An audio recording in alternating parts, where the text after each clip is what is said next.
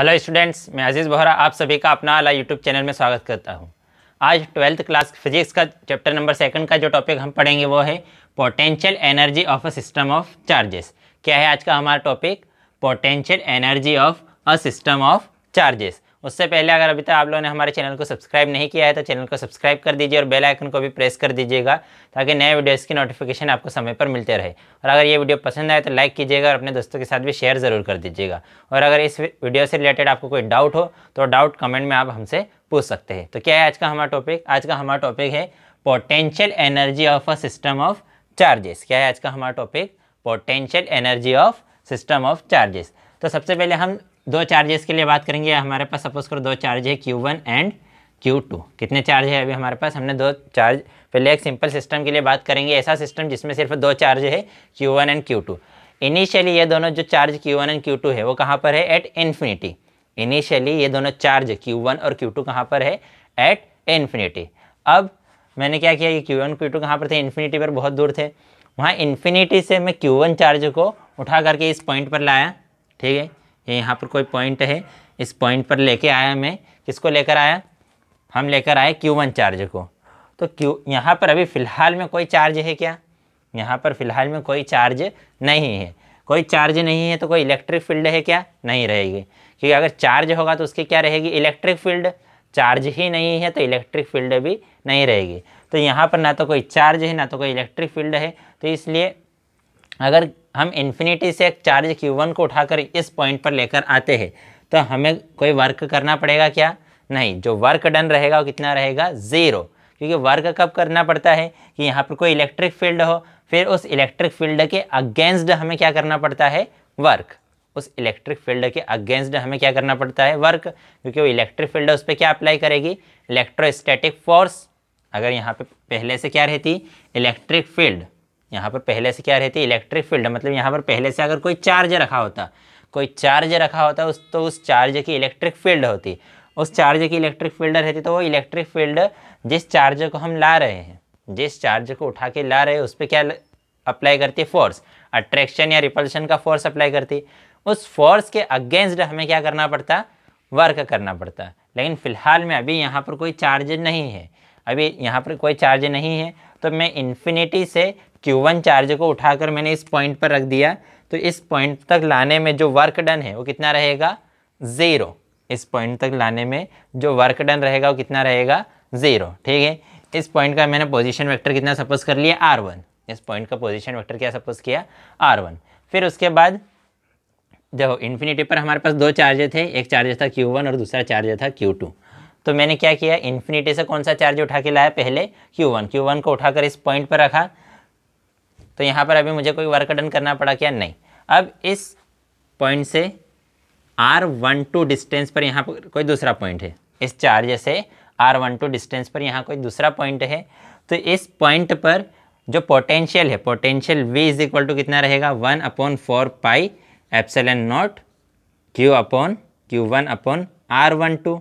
इस चार्ज से R12 distance पर पोटेंशियल, इस पॉइंट पर पोटेंशियल कितना रहेगा? V is equal to 1/4 pi epsilon not Q1/R12।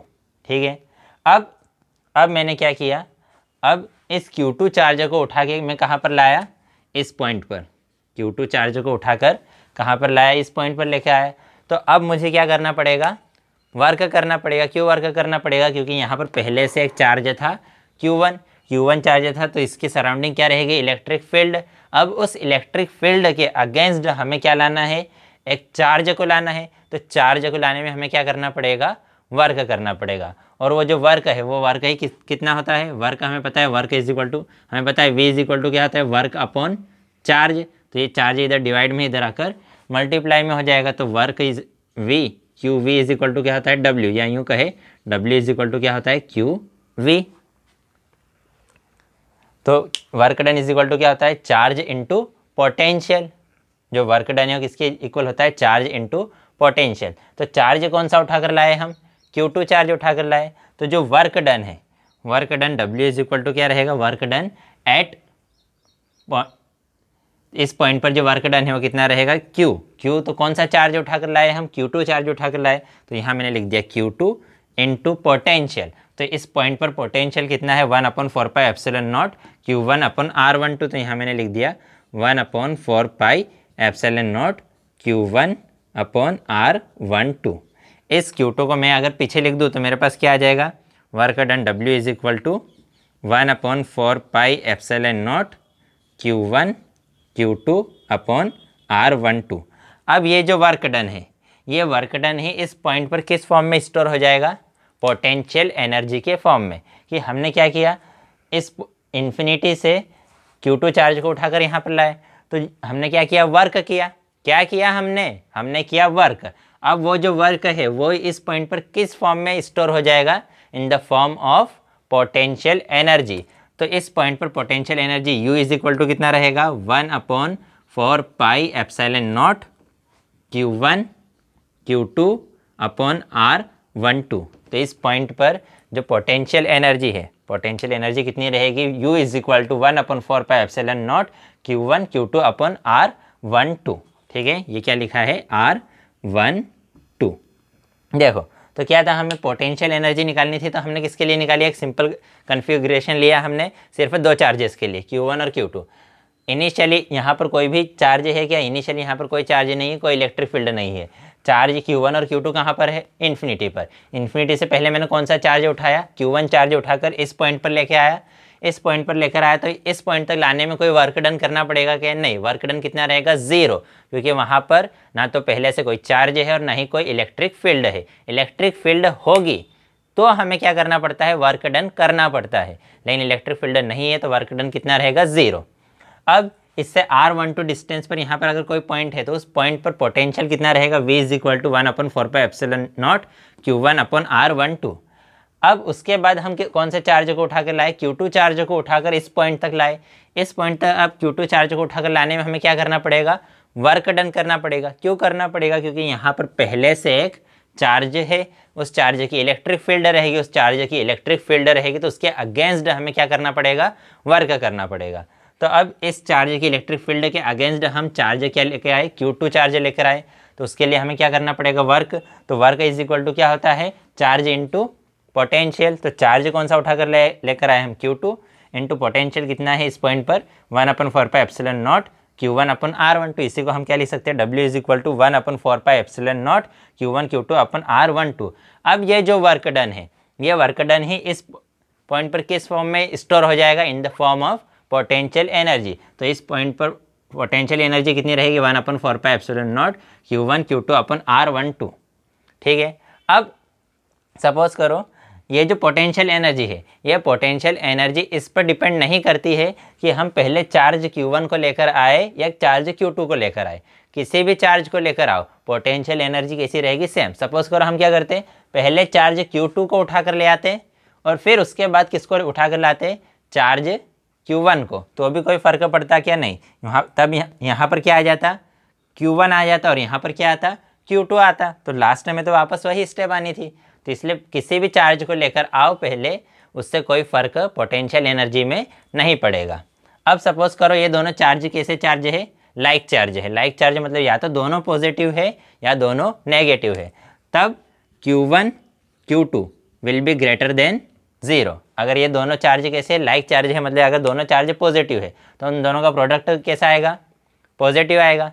दोनों चार्ज नेगेटिव है, मतलब अगर ये भी नेगेटिव है ये भी नेगेटिव है, तो नेगेटिव नेगेटिव का जब मल्टीप्लाई होता है तो फिर से क्या आ जाता है, पॉजिटिव। मान लो इस चार्ज की वैल्यू भी -2 कूलम है और सेकंड चार्ज की वैल्यू भी -2 कूलम है, तो -2 इंटू -2 कितना फिर से आ जाएगा 4। तो अगर दोनों कैसे चार्ज है, लाइक चार्ज, दोनों चार्ज कैसे चार्ज है, लाइक चार्ज। लाइक चार्ज है इसका मतलब, लाइक चार्ज है इसका मतलब क्या बोल रहे हैं हम, कि उन दोनों का प्रोडक्ट हमेशा कैसा आएगा, ग्रेटर देन 0। लाइक चार्ज है इसका मतलब उन दोनों का प्रोडक्ट हमेशा कैसा रहेगा, ग्रेटर देन 0, मतलब इनका प्रोडक्ट ग्रेटर देन 0 रहेगा। तो जो वर्क डन रहेगा वो कैसा रहेगा, पॉजिटिव। वर्क डन कैसा रहेगा, पॉजिटिव।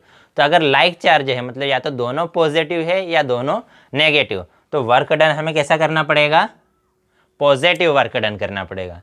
अब सपोज करो अनलाइक चार्ज है कि एक पॉजिटिव है और एक क्या है, नेगेटिव, तो उन दोनों का प्रोडक्ट कैसा रहेगा, लेस देन 0। उन दोनों का प्रोडक्ट कैसा रहेगा, लेस देन 0, मतलब उन दोनों का प्रोडक्ट माइनस में आएगा। अगर उन दोनों का प्रोडक्ट माइनस में आएगा तो वर्क डन कैसा रहेगा, नेगेटिव। तो हम जो वर्क डन करेंगे वो कैसा वर्क डन करेंगे, नेगेटिव। अब एग्जाम्पल से समझते हैं, अगर दोनों पॉजिटिव चार्ज है तो उनमें क्या होगा, रिपल्शन। दोनों पॉजिटिव चार्ज है तो उनमें क्या होगा, रिपल्शन। तो रिपल्शन के अगेंस्ट हम उनको पास लेकर आएंगे तो हमारा वर्क डन कैसा रहेगा, पॉजिटिव। दोनों अगर नेगेटिव चार्ज है फिर भी क्या होगा, रिपल्शन। दोनों अगर नेगेटिव चार्ज है फिर भी क्या होगा, रिपल्शन। फिर उस रिपल्शन के अगेंस्ट फिर से हमें क्या करना पड़ेगा, वर्क। तो फिर से उनको दोनों को पास लाने के लिए वर्क डन कैसा रहेगा, पॉजिटिव। अब दोनों क्या है, अगर एक पॉजिटिव है और एक नेगेटिव तो वो तो मन से ही पास में ले आ जाएंगे, वो तो मन से ही पास में ले आएंगे। तो अब उनको दूर ले जाने के लिए हमें वर्क डन करना पड़ेगा। अब वो तो मन से ही पास में आ रहे, तो पास में लाने के लिए जो वर्क डन करना पड़ेगा क्या, नहीं, या यूँ कहे कि कैसा वर्क डन करना पड़ेगा, नेगेटिव वर्क डन, क्योंकि वो तो मन से ही पास में आ रहे हैं। तब इस टाइम पे जो वर्क डन होगा वो कैसा वर्क डन होगा, नेगेटिव। या यूँ कहे कि उस टाइम पे जब एक पॉजिटिव हो और एक नेगेटिव हो तब उस टाइम पे हमें उनको दूर ले जाने के लिए कैसा वर्क डन करेंगे, पॉजिटिव वर्क डन करेंगे। ठीक है, आ रहा है समझ में। अब ये तो हमने किसके लिए बात की, सिर्फ अगर हमारे पास दो चार्ज है। अब सपोज करो अगर हमारे पास दो से ज़्यादा चार्ज है, ठीक है, अगर तीन चार्जेस के लिए बात करें हम कि हमारे पास तीन चार्ज है, Q1 Q2 एंड Q3। ठीक है, कितने चार्जेस के लिए हम बात करें, तीन चार्जेस के लिए, Q1 Q2 एंड Q3। तो तीनों चार्ज कहाँ पर रखे हैं, हमने सपोज किया कि इन्फिनिटी पर रखे हैं। पहले इन्फिनिटी से हम किस चार्ज को लेकर आए, Q1 चार्ज को इन्फिनिटी से लेकर आए। तीन चार्ज है हमारे पास, Q1 Q2 और Q3। ये तीनों कहाँ पर रखे हैं, इन्फिनिटी पर। इन्फिनिटी से मैं पहले कौन से चार्ज को लेकर आया, Q1 चार्ज को लेकर आया। इसके पहले यहाँ पर कोई चार्ज था क्या, नहीं, चार्ज नहीं था। मतलब Q1 चार्ज को लाने में वर्क डन कितना पड़ेगा, 0। Q1 चार्ज को लाने में वर्क डन कितना करना पड़ेगा, 0।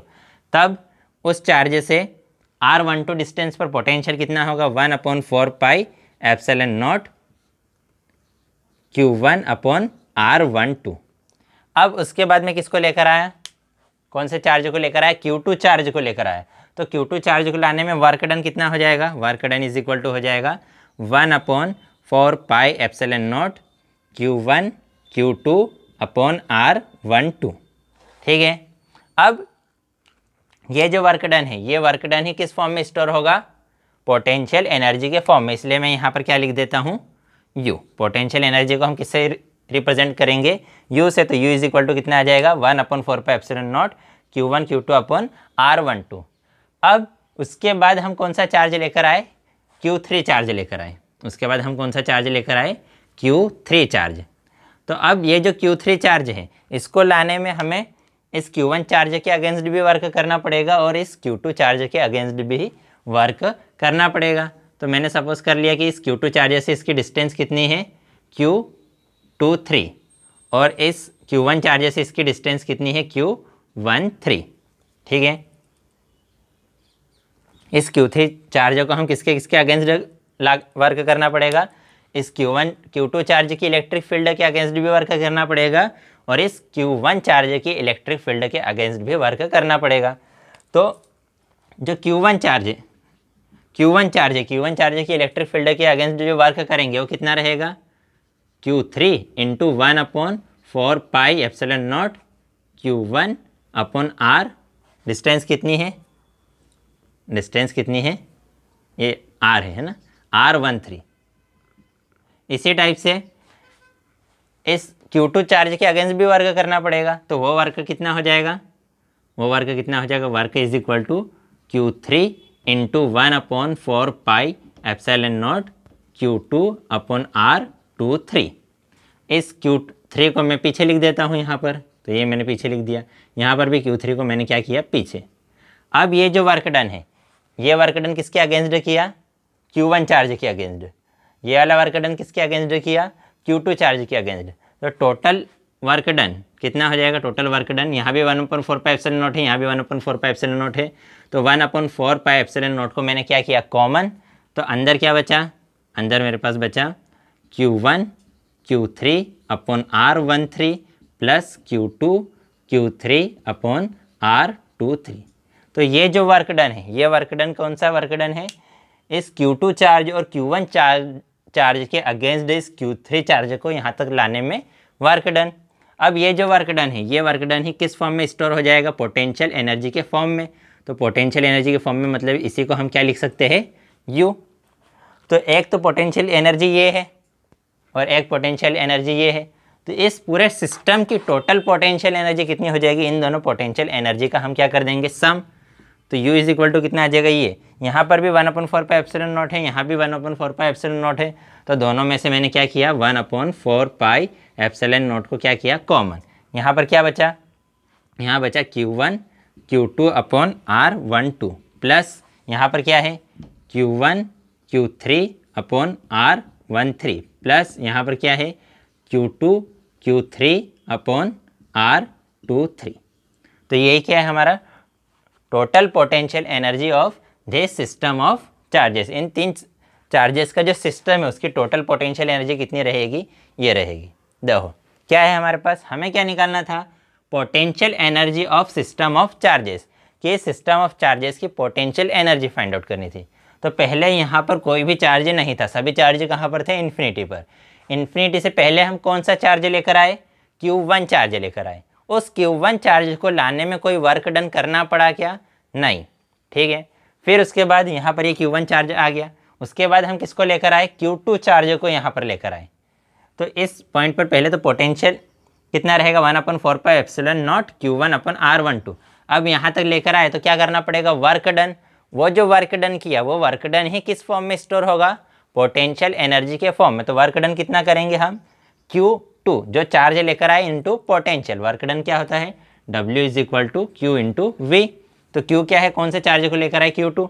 तो ये मैंने लिखा Q2 इंटू V, तो ये V, तो इस V को यहाँ पर लिख दिया।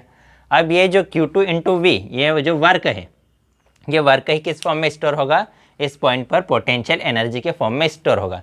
तो इस पॉइंट की मेरे पास क्या आ गई, पोटेंशियल एनर्जी।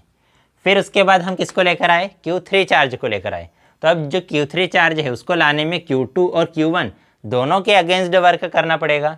तो ये Q1 के अगेंस्ट हमने वर्क निकाला, ये हमने किसके अगेंस्ट वर्क निकाला, Q2 के अगेंस्ट वर्क निकाला।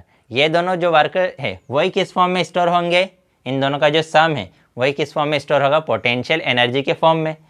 तो हमने क्या किया, ये भी हमारे पास क्या है, पोटेंशियल एनर्जी है, ये भी क्या है, पोटेंशियल एनर्जी। तो हमने इन सभी पोटेंशियल एनर्जी को क्या कर दिया, ऐड कर दिया। तो हमारे पास क्या आ गई, सिस्टम की टोटल पोटेंशियल एनर्जी। क्लियर है सभी को, ठीक है। तो आज की वीडियो में इतना ही, नेक्स्ट वीडियो में हम नेक्स्ट टॉपिक पढ़ेंगे। बाय।